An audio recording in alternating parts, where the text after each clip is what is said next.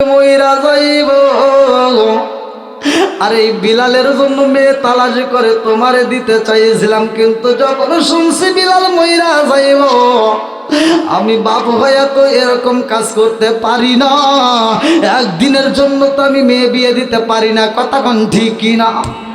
এই মেয়েটা কান্দার কয় আব্বা এই প্রস্তাবটা পাঠাইছে কে আব্বা, এই প্রস্তাবটা দিছে কে? মেয়ের বাবা ডাক দিয়া কই মা,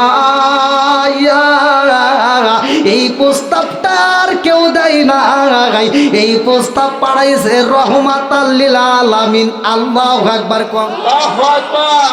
প্রস্তাব দিছে কে? জোরে কোন। আমাদের সমাজের ভিতর কিছু মেয়ে আছে, দেখবেন সে মেয়েদেরকে যদি বিয়ের কথা বলা যায়, একটা ভালো ছেলের সন্ধান পাইলে বাপটা তার স্ত্রীকে বোঝায় যে তোমার মেয়েটাকে বোঝাইও একটা ভালো একটা ছেলে পাইছি, বিয়ে দিতে চাই।